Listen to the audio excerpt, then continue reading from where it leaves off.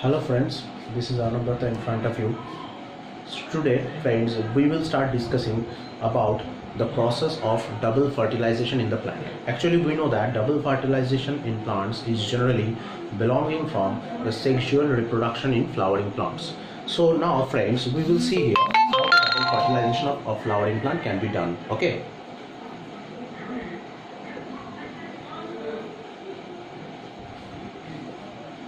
So first of all, keep it in your mind students, double fertilization, why it is called so? Because here the fertilization process is done double time, 2 times the fertilization process has been done.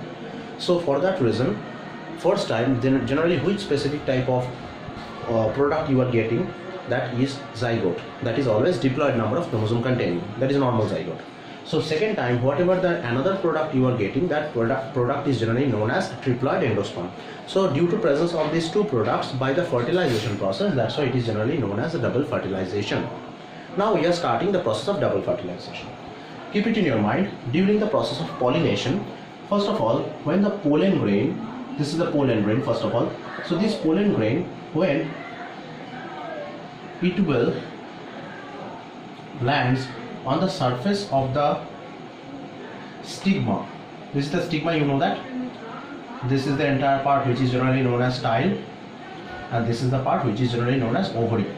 So when during the pollination this specific pollen grain will drops on the stigma, so on that time the pollen grain is getting adhered with the stigma surface. For adhering, keep it in your mind, pollen grain has some bristle like structure, some specific bristle like structures are present on the surface of the pollen, which is making the pollen grain very much sticky. As well as student, the another information to you that the upper surface of the stigma, this upper surface, this is also very much sticky because one specific sticky fluid is secreting. So for that reason the pollen grain is getting attached to the upper surface of the stigma. Just they will get adhered with the upper surface of the stigma. After that what is happening? After that this specific pollen grain will start absorbing the nutrient from the upper surface of the stigma. Keep it in your mind, the pollen grain start absorbing the sticky fluid from upper surface of the stigma, and for that reason what is happening? This pollen grain is getting bulged, that means swelling of the pollen grain happens. When that will get swelled, that means the growth of the pollen grain has started. You have to keep it in your mind that, and you have to understand that. So just the swelling of the pollen grain has happened. After that what you can see, I am drawing this part in a broader manner for showing the internal view of the style. Suppose this is the broadened structure of the style. So what will happen? This is the ovary, little bit larger I am making. Okay. So here, from here a small tube-like structure is generally start forming. Small tube-like structure is start forming. Keep it in your mind.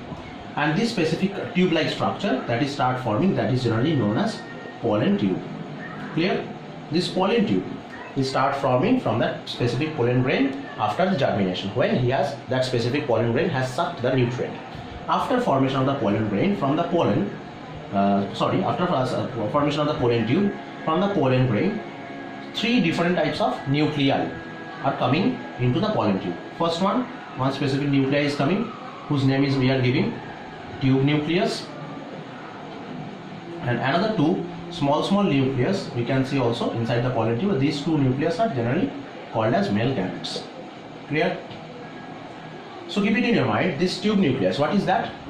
Tube nucleus is such kind of nucleus which is generally coming from this pollen grain. Okay, this tube nucleus is exclusively present in front of the male gamete, because this tube nucleus is providing the nutritional support to these male gametes. Okay, and these male gametes always present lagging behind of the tube nucleus. Actually they are present behind them and following the tube nucleus. So tube nucleus is going towards the lower part, that means towards the ovary.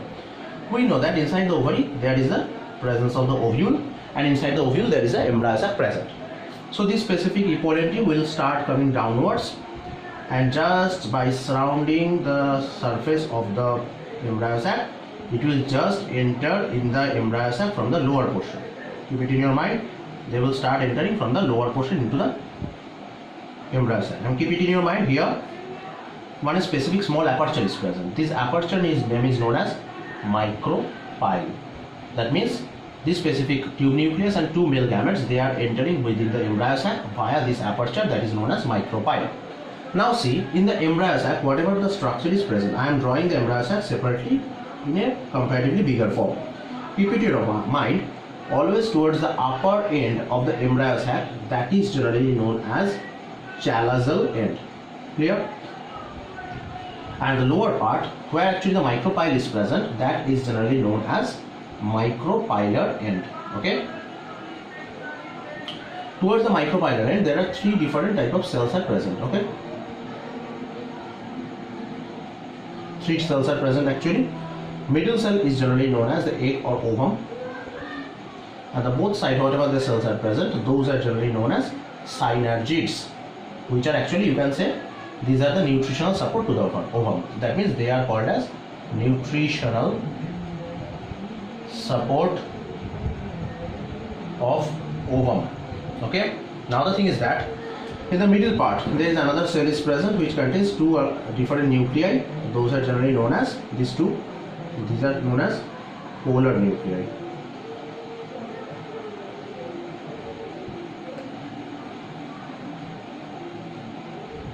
Okay.